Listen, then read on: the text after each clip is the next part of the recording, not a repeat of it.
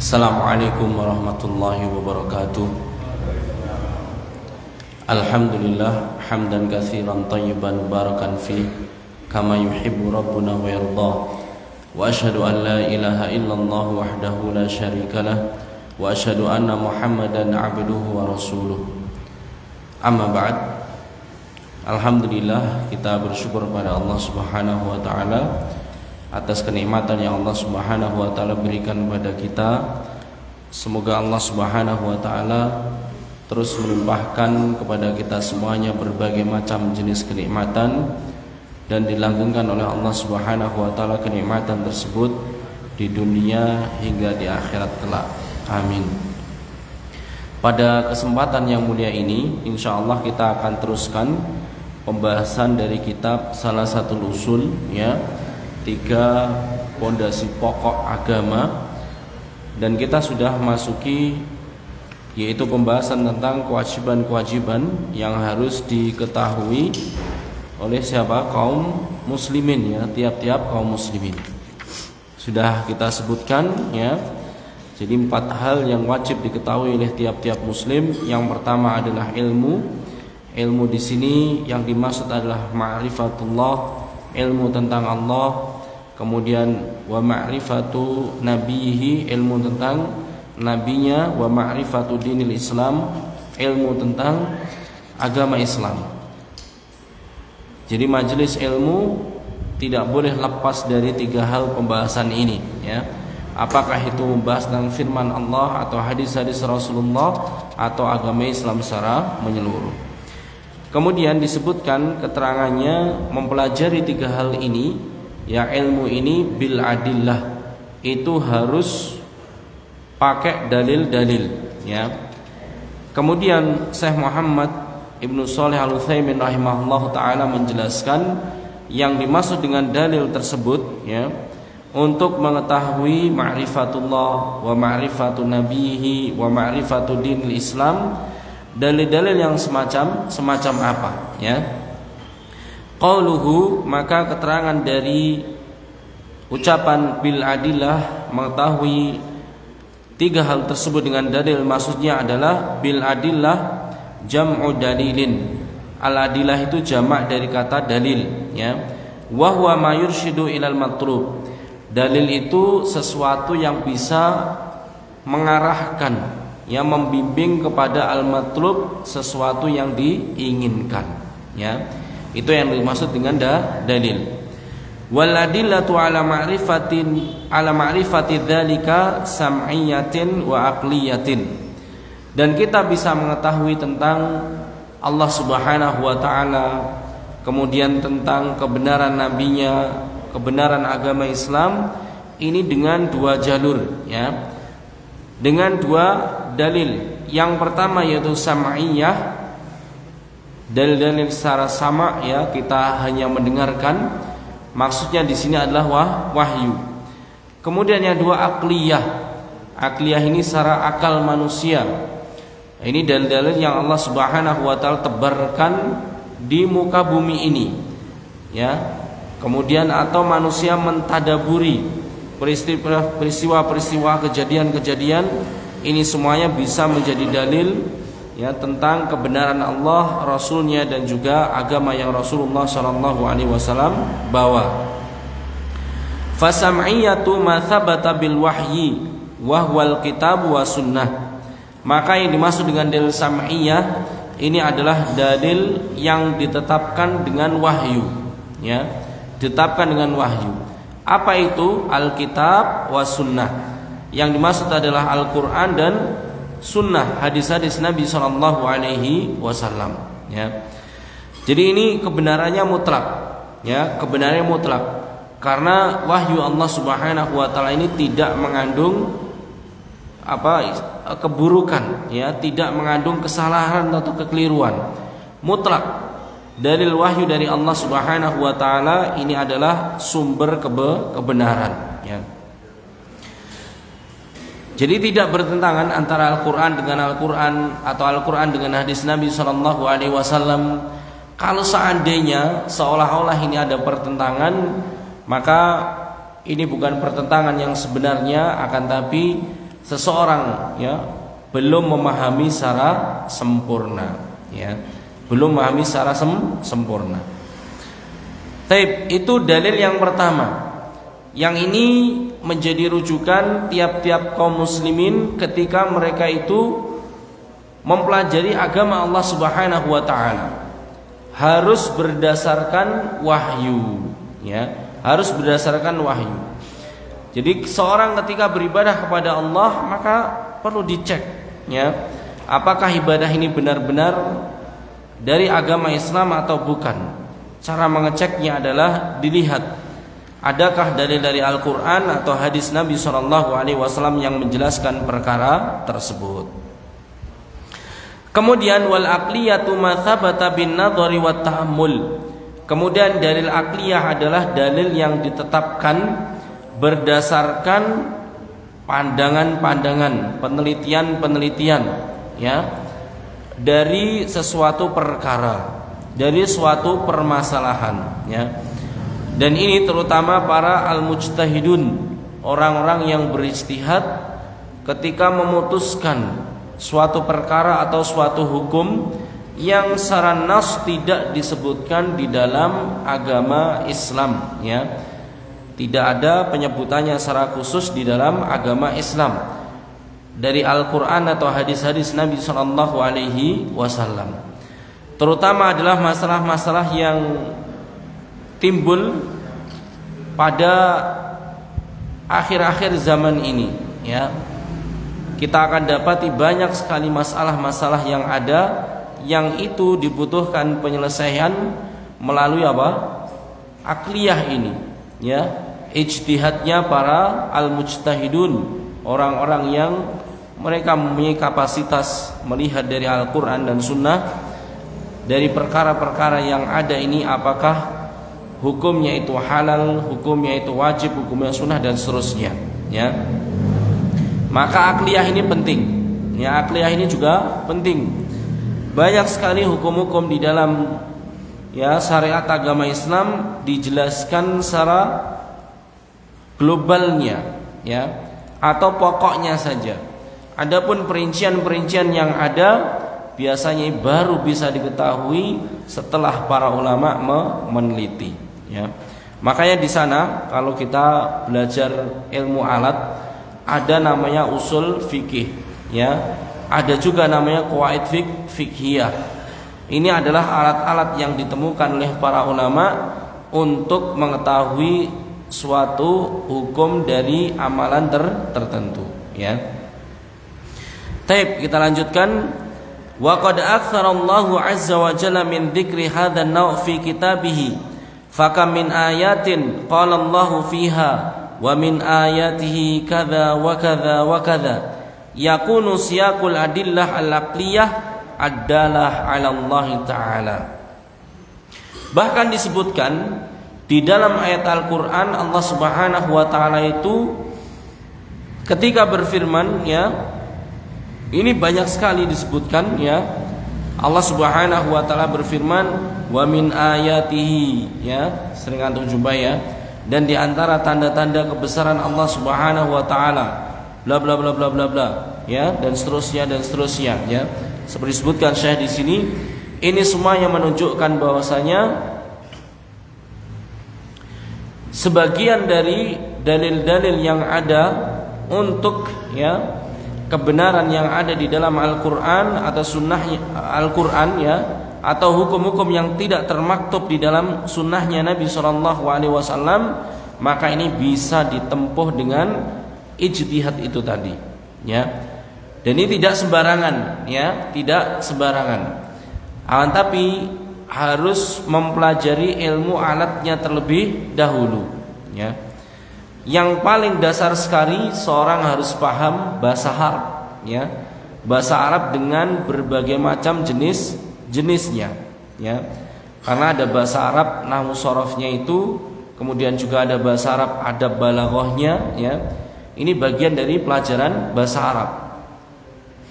Dan seorang bisa berijtihad dasarnya yang awal sekali harus mampu pakai bahasa Arab ini. Terus kemudian selanjutnya ilmu alat yang lainnya. ada usul fikih, ada qawaid fikhiyah, usul tafsir misalkan Al-Qur'an ya. Atau mustalahul hadis, kalau misalkan yang didalami adalah tentang hadis-hadis Nabi sallallahu alaihi wasallam, maka tidak sembarang orang ya. Ada di Kediri ini sempat berkembang dan pengikutnya sempat banyak sekali. Qadarullah sekarang pencetusnya itu udah meninggal dunia dan sudah buyar jamaahnya.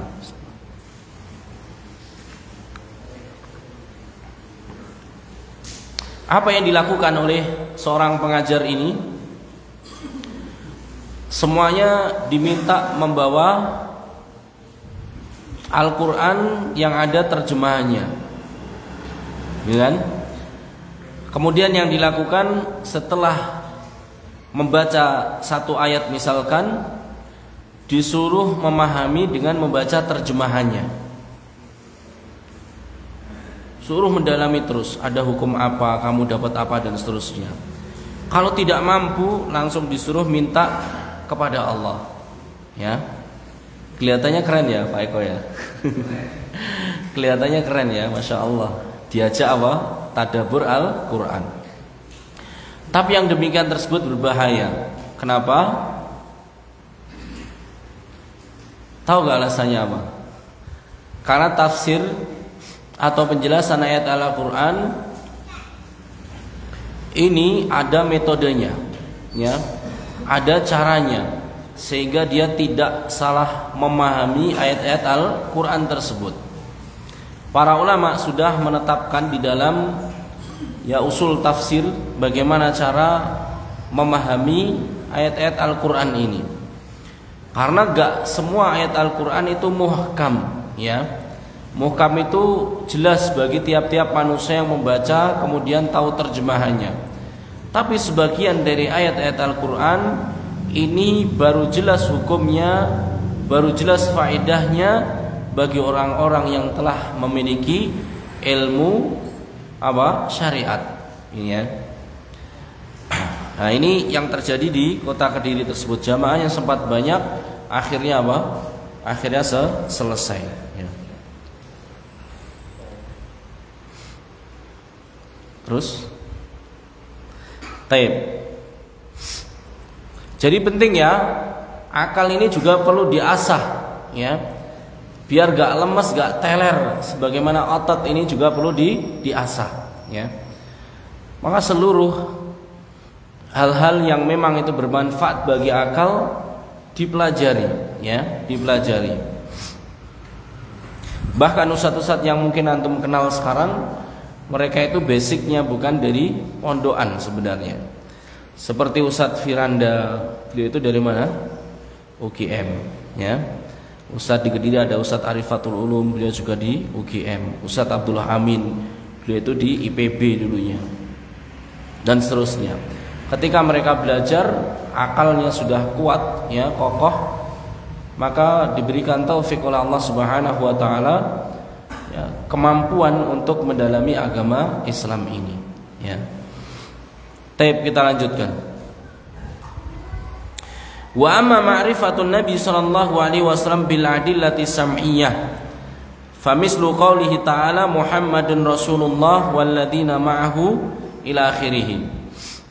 Wa ma Muhammadun illa rasulun qad khalat min qablihi rusul. Ini contoh dalil sam'iyah dari wahyu Allah Subhanahu wa taala untuk mengetahui kebenaran Muhammad adalah rasulnya Allah Subhanahu wa taala, yaitu melalui nas Al-Qur'an ya. Nas Al-Qur'an seperti di surat Al-Fatah ini disebutkan Muhammad adalah utusan Allah dan orang-orang yang bersamanya sangat keras ya terhadap orang-orang kafir, tegas, dan mereka sangat penyayang kepada orang-orang yang beriman. Dan tidaklah Muhammad kecuali seorang rasul yang mendahului sebelum Muhammad itu ada rasul-rasul sebelumnya ya. Ini keterangan dari wahyu yang Allah Subhanahu wa taala turunkan yang menunjukkan kebenaran Muhammad sallallahu alaihi wasallam. Bil adillatil aqliyah bin nadhari wa ta'ammul fi ma ata bihi minal ayatil bayyinat allati a'dhamaha kitabullah azza wa jalla al-mustamil alal akhbari sadiqah an-nafi'ah wal ahkami al-maslahah al-adilah wa ma jara ala yadayhi min khawariqil adat wa ma akhbara bihi minal umuril ghaibil lati la tasduru illa an wahyin wallati sadaqaha ma waqa'a minha. Ya. Adapun kebenaran tentang kenabian Muhammad sallallahu alaihi wasallam berdasarkan akal, ya. Ini bisa disaksikan sendiri kejadian-kejadian yang ada. Berupa apa? Mukjizat, ya. Apalagi orang-orang yang sezaman dengan Nabi sallallahu alaihi wasallam bisa langsung menyaksikan ya mukjizat ini. Dan ini banyak sekali. Wa'adhamul mukjizat Al-Qur'an. Dan mukjizat yang Allah Subhanahu wa taala turunkan kepada Muhammad sallallahu alaihi wasallam yang terbesar ini Al-Qur'an. Ya. Orang-orang pintar zaman dahulu yang terkenal pada zaman Nabi sallallahu alaihi wasallam yaitu orang pintar dalam hal apa? Ilmu lughah, ilmu sastra, ya, kemudian juga ilmu perbintangan, kemudian juga ilmu apa lagi? Zaman dahulu kesaktian kayak gitu, sihir dan seterusnya ini ada pada zaman Rasulullah Sallallahu Alaihi Wasallam. Bahkan Rasulullah pada zaman tersebut juga pernah disihir dan ilmu-ilmu yang lainnya, ya. Ini terkalahkan dengan Al-Quran. Yang ahli sastra ditantang, ya, fa'tu bi suratin mim mislih, ya, datangkan satu surat saja yang semisal dengan Al-Quran, ya. Akhirnya ada ayat di dalam Al-Quran Al-Fil artinya gajah. Mereka para ahli sastra membuat Al-Quran apa? Difda itu? Kodok gitu kan. Saya pernah baca ayatnya itu ya ketawa gitu. Mereka bikin syair yang sangat indah, ya. Tapi orang-orang ahli syair ketika membaca Al-Quran, bagaimana? Mereka terkagum-kagum. Ini jelas-jelas bukan bikinan Muhammad Sallallahu Alaihi Wasallam, ya. Kemudian juga, misalkan yang ahli perbintangan, di dalam ayat Al-Quran disebutkan, ya, padahal Nabi Sallallahu Alaihi Wasallam bukan ahli perbintangan. Disebutkan tentang langit, ya, disebutkan tentang semesta dan seterusnya.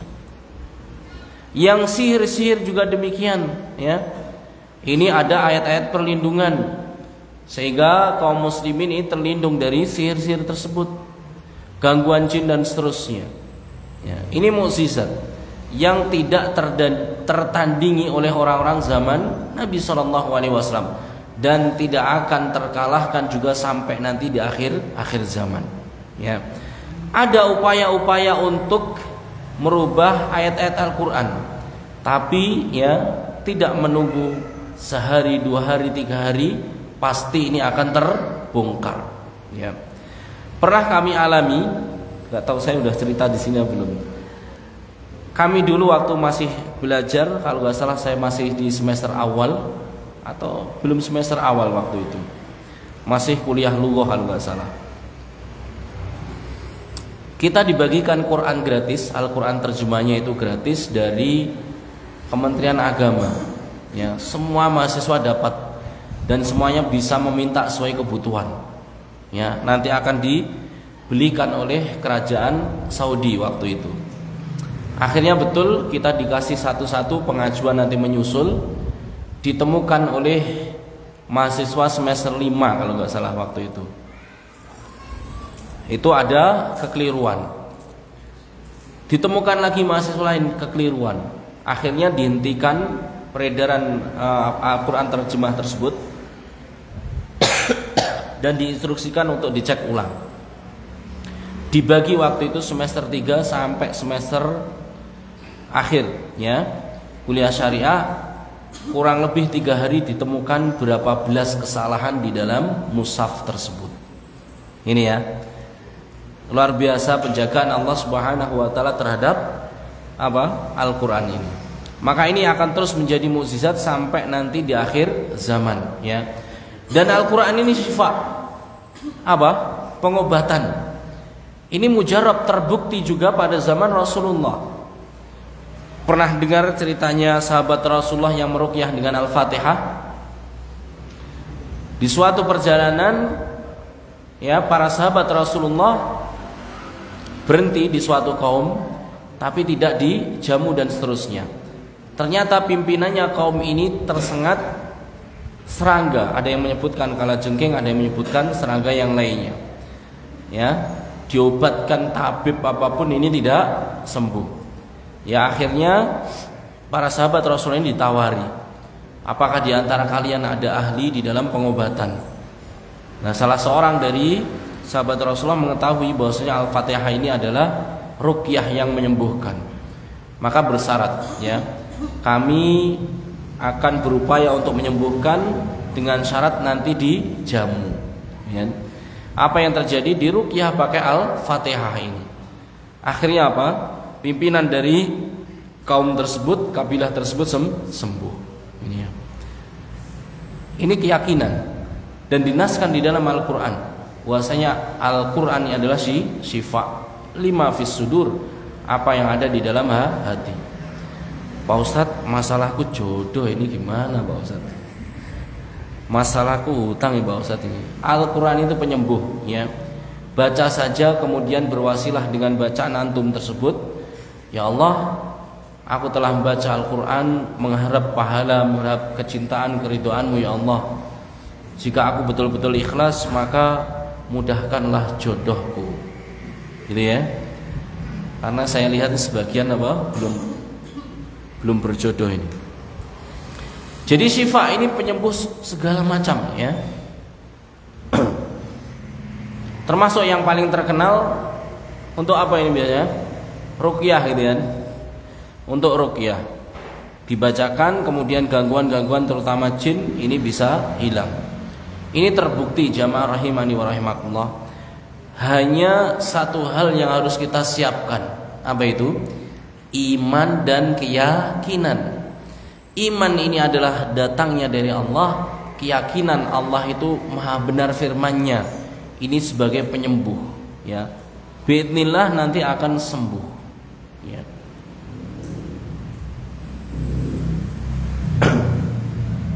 Untuk pengobatan apa? Pengobatan zahir dan batin. Ada keraguan-raguan ini juga demikian. Pernah ada satu hadis Nabi SAW, wahai Rasulullah, seandainya aku tadabbur, ya, kayu misalkan, ya, kursi ini yang menciptakan Pak Tukang, ya, dari kayu ini penciptanya Allah. Terus dia mikir, kemudian Allah ini siapa yang menciptakan? Ini kan kebingungan, ya.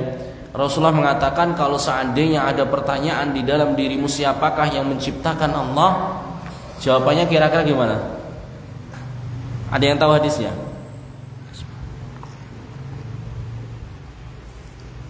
Obati dengan Al-Quran. Bacalah surat Al-Ikhlas. Qul huwallahu ahad, Allahus samad, lam yalid walam yulad, walam yakul lahu kufuwan ahad. Yaitu dibaca. Ini obat untuk orang yang ragu-ragu, ya. Obat sakit fisik tadi sudah dicontohkan, ya, diruqyahkan kemudian dia sembuh, ya. Jadi untuk obat semuanya. Ini mukjizat yang terbesar yang disaksikan oleh umat ini, yaitu Al-Qur'an. Dan Al-Qur'an itu membawa keberkahan dunia dan akhirat. Membawa keberkahan dunia dan akhirat. Dan orang-orang yang berhubungan dengan Al-Qur'an, apapun posisinya, ini akan dimuliakan oleh Allah Subhanahu wa taala. Para penghafal diberikan keistimewaan, ya. Nanti di akhirat dia akan membaca apa yang dia hafalkan tersebut sampai terus naik, ya, kedudukannya dari ayat yang terakhir dia baca. Kemudian yang bersedekah mushaf disebutkan juga ini sebagai sedekah amal jariyah yang terus mengalir pahalanya. ya.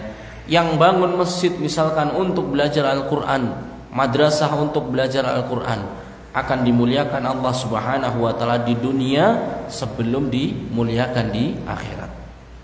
Ini ya. Dan Al-Qur'an disebutkan oleh para ulama asyraful ulum, ya.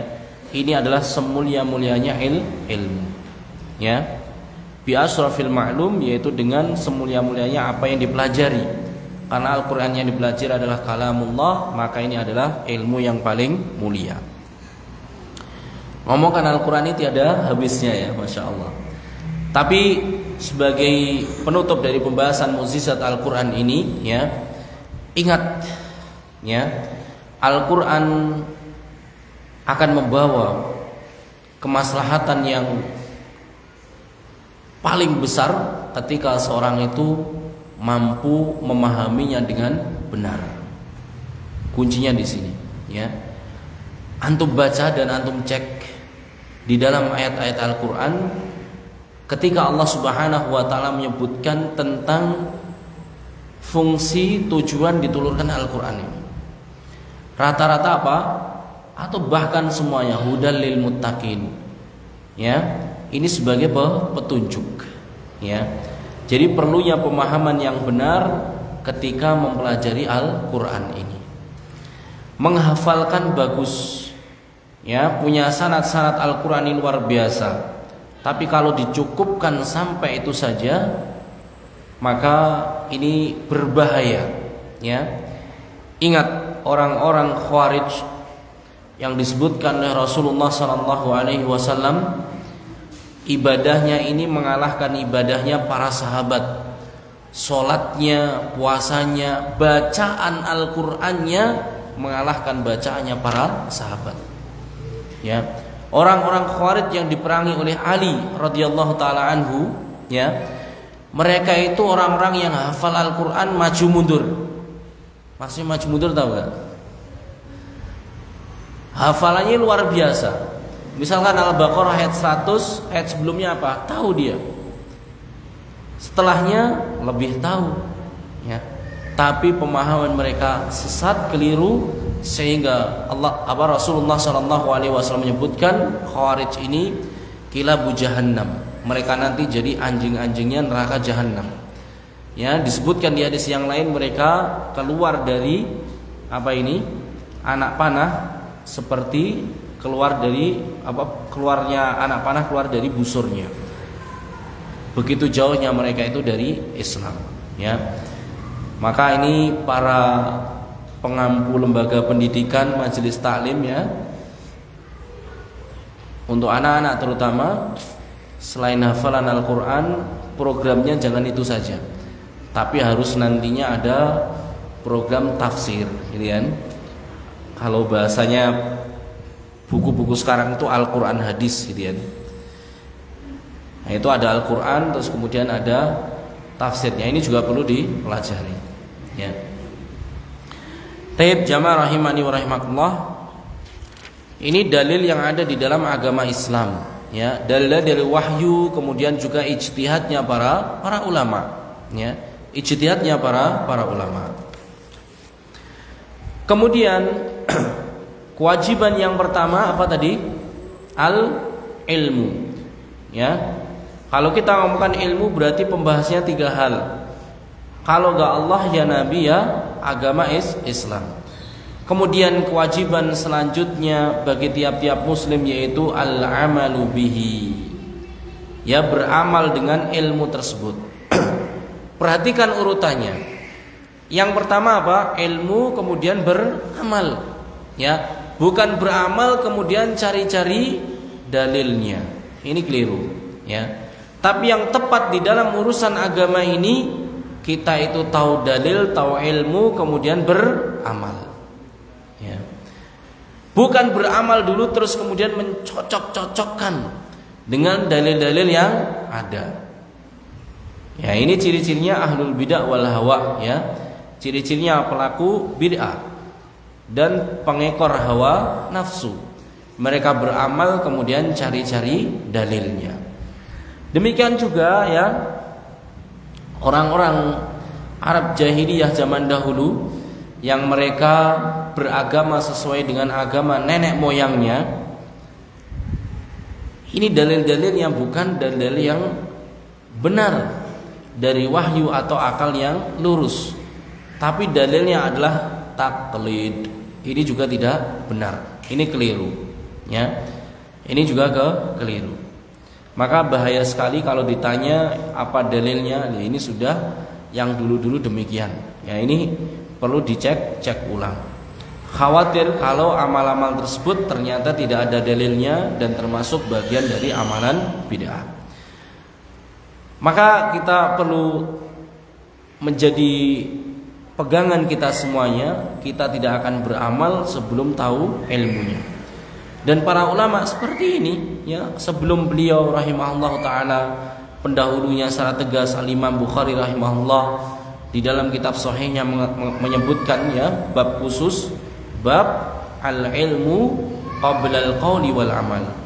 Wajib berilmu terlebih dahulu sebelum dia itu berani berkata, berani berkomentar, dan berani beramal. Ini, ya, ini penting. Taib, yang dimaksud dengan beramal tersebut apa? Ai al-amalu bima taqtadihi hadhil ma'rifah minal imani billah wal qiyami bi ta'atihi bimtithali awamirihi wajtinabi nawahihi binal ibadatil khassah wal ibadatil muta'addiyah. Ya, disebutkan di sini yang dimaksud dengan beramal adalah mengamalkan konsekuensi dari iman kepada Allah. Ya, tadi disebutkan ilmu itu apa? Harus ma'rifatullah yang pertama. Yang dimaksud dengan amal adalah mengamalkan konsekuensi dari ilmunya dia beriman pada Allah Subhanahu wa taala. Apa itu? Bi ta'atihi, dengan mentaati Allah Subhanahu wa taala. Dengan cara ketaatan tersebut, ya, menunaikan perintah-perintah Allah dan menjauhi larangan-larangan Allah Subhanahu wa taala. Ya.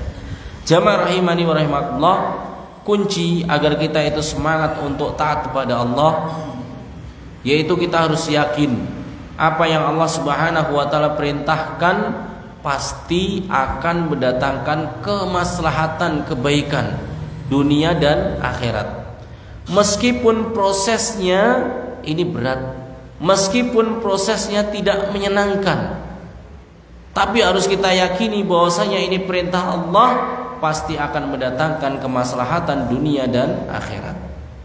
Ya, gak usah jauh-jauh saja. Ya, ketika kita sakit, jamunya itu kira-kira manis apa pahit, Pak? Rata-rata pahit, ya, karena ada jamu berupa madu manis, ya. Tapi rata-rata yang namanya madu itu pahit. Ya, itulah yang dimaksud dengan proses. Apa yang membuat kita itu tetap minum jamu tersebut? Apa kira-kira? Ada keyakinan setelah minum jamu ini dengan izin Allah saya bisa sehat lagi. Ya. Ketika ke dokter, apalagi spesialis, Bapak, murah apa mahal? Mahal, antri, gitu kan? Antrinya berjam-jam, bisa mungkin tempatnya jauh dan seterusnya. Berat gak itu Bapak Ibu? Berat. Tapi kenapa kita tuh yakin hingga datang itu? Karena ada harapan di sini, ada keyakinan dengan izin Allah itu nanti bisa sembuh lagi. Maka Allah Subhanahu wa taala Rabbul Alamin yang mengetahui segala sesuatu, Al-Hakim yang memiliki hikmah di setiap, ya, apa yang Allah Subhanahu wa taala tetapkan. Maka kalau kita yakin, ya, pasti didatangkan kemaslahatan di dunia sebelum nanti di akhirat. Masalahnya Bapak Ibu yang melakukan Allah Subhanahu wa taala, timbangan kita itu belum iman yang kuat, kita sudah masukkan ke dalam akal yang lemah juga. Akhirnya beramal itu timbul keraguan-keraguan. Saya itu sudah hijrah Pak Ustadz, tapi kok semakin kayak gini. Saya itu sudah berusaha ngampalkan sunnah Pak Ustadz, tapi malah diolok-olok. Mana pertolongan Allah, ya? Misalkan gitu, ya. Ini pasti di dalam hatinya itu masih ada keraguan, ya. Kalau model yang kayak gitu sudah dilalui oleh para rasul, orang-orang soleh zaman dahulu. Kita itu loh gak seberapa, ya. Kita ini ujiannya gak seberapa. Saya tanya di sini, ada gak di antara teman-teman yang sudah dijuluki gila? Wong edian. Ada gak di sini yang juluki? Belum ada toh? Jangan ya, jangan sampai ya. Rasulullah itu udah makanan harian, ditetapkan dalam Al-Quran. Rasulullah dikatakan majnun, ya, dikatakan orang gila, dikatakan sebagai penyair, ya, sampai seperti itu, ya. Bahkan umat-umat terdahulu ini juga berat, ya. Ashabul Ukhdud itu ya ceritanya tahu ya, orang dibakar hidup-hidup karena mempertahankan keimanan. Ada disebutkan ya di beberapa hadis, di dalam kitab Riyadhus Shalihin tentang bab kesabaran. Kita ini belum seberapa. Ada sebagian dari mereka mempertahankan keimanan dengan cara apa? Dipisahkan antara tulang dan dagingnya secara hidup-hidup. Allahu Akbar, ya. Maka jamaah rahimani wa rahimakumullah, kalau cuman urusan melakukan perintah dan meninggalkan larangan, kita hanya butuh keyakinan. Dan ujian kita itu gak seberat ujian umat-umat terdahulu, Nabi kita, ya, tidak seberat itu. Bahkan di negeri kita ini bebas kita itu, ya, betul gak? Sangat bebas. Bahkan yang sesat pun juga bebas. Maaf ya, yang gak berpakaian pun juga bebas. Yang nikahnya sejenis pun juga bebas. Yang makan hal-hal yang memudaratkan bebas. Kita di atas kebenaran masih takut. Di tempat yang bebas kayak gini, kalah kita kalau kayak gitu, ya. Jadi untuk memperkuat ketaatan kita kepada Allah Subhanahu wa taala harus yakin apa yang Allah perintahkan, Allah yang larang, pasti di dalamnya ini ada kebaikan di dunia hingga nanti di akhirat. Ya. Taib jamaah yang dimuliakan Allah Subhanahu wa taala, ya. Keyakinan ini, keyakinan untuk kembali kepada Allah akan membuahkan kebaikan pasti.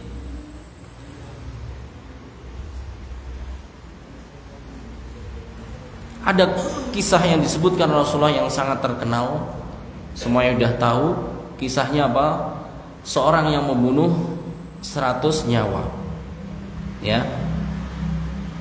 Dia itu hanya yakin, ya, kalau kembali kepada Allah, dia berhijrah di kampung yang ditunjukkan oleh tadi seorang syekh tadi, ya, seorang alim tadi, maka dia akan menjadi baik.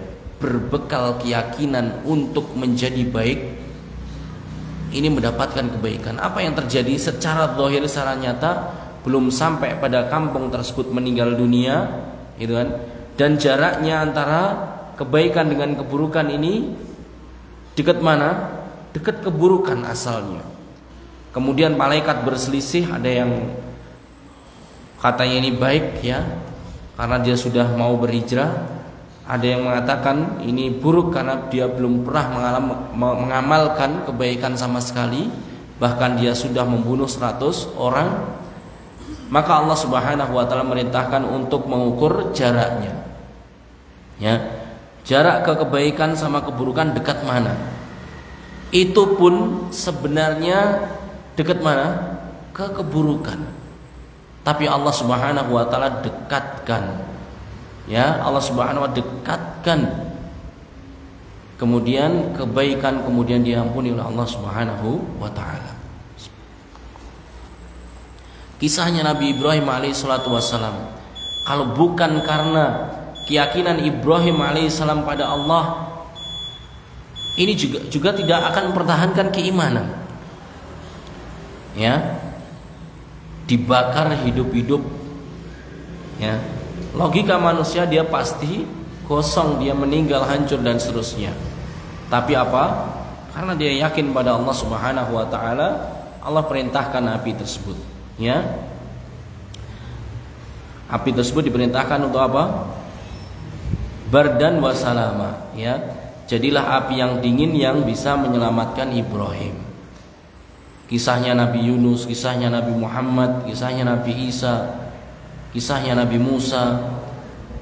Mukjizat itu semuanya terjadi karena sebuah keyakinan, ya. Belum bisa toh? Sudah ya? Baik, saya lanjutkan 2 baris saja. Ibadah itu ada 2, ya. Al-ibadatu khassah wal ibadatul muta'addiyah. Ibadah yang kita lakukan dilihat dari kemaslahatannya itu kembali kepada siapa, itu ada 2. Ada yang namanya khassah, ada yang namanya muta'addiyah. Khassah itu kembalinya kepada pelakunya, ya. Fal ibadatul khassah mislu sholati wa shaumi wal hajj, ya. Yang kebaikannya itu kembali kepada pelakunya, seperti sholat, seperti puasa, seperti haji. Wal ibadatul muta'addiyah, dan ibadah-ibadah yang kemaslahatannya itu menyebar dirinya dan juga orang-orang yang ada di sekitarnya. Kal amri bil ma'ruf wa nahyi 'anil munkar. Seperti perintah kepada yang ma'ruf, ya, larangan pada kemungkaran. Ini untuk pelakunya dan untuk orang-orang yang ada di sekitarnya. Wal jihadu fisabilillah, demikian jihad fisabilillah, peperangan di jalan Allah. Wa ma asbaha dzalika, dan yang semisal dengannya. Wal amalu fil haqiqati huwa thamaratul ilmi, dan amal hakikatnya adalah buah ilmu, ya. Jadi kalau kita nggak beramal, ilmunya ini lagi layu mungkin, atau kering, atau bahkan waliyadzubillah mati, gak ada ilmunya, sehingga gak ada amalnya. Kalau orang pengen beramal, maka apa yang harus dilakukan? Dia harus berilmu. Faman amila bila ilmin faqad syabahan nasara. Kalau ada umat Islam ini, kaum muslimin, yang dia itu beramal namun tidak didasari dengan ilmu yang benar, dalil-dalil yang benar tadi, dia itu menyerupai orang-orang Nasrani, ya. Wa man alima wa lam ya'mal faqad syabahal yahuda, ya. Adapun orang yang dia itu beramal, berilmu akan tapi tidak mau mengamalkan ilmunya, maka dia itu menyerupai orang-orang Yahudi, ya. Sedangkan Islam bagaimana? Dia berilmu, dia juga beramal, ya. Ini yang kita berlindung di dalam ayat Al-Quran tersebut, ya. Ghairil maghdubi alaihim waladhdallin. Kita itu berlindung dari orang yang dimurkai Allah, yaitu orang Yahudi yang dia itu berilmu tapi nggak mau beramal. Waladhdallin, kita berlindung pada Allah dari orang yang sesat, yaitu orang-orang Nasrani yang dia itu beramal namun tidak didasari dengan ilmu, ya. Sementara orang Islam, ya, kaum muslimin, mereka itu berilmu juga beramal, menyelisihi keduanya, ya. Taib, barakallahu fik, ini yang kita bacakan pada pertemuan kali ini, ya. Semoga kita semuanya diberikan oleh Allah Subhanahu wa taala taufik untuk mendapatkan ilmu yang bermanfaat, ya. Semoga kita diberikan oleh Allah Subhanahu wa taala amalan makbulan yang diterima oleh Allah Subhanahu wa taala. Mungkin sebelum diakhiri ada 1 atau 2 pertanyaan, kami persilahkan.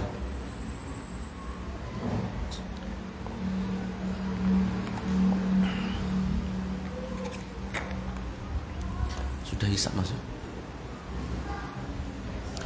Kalau tidak ada kita cukupkan, ya.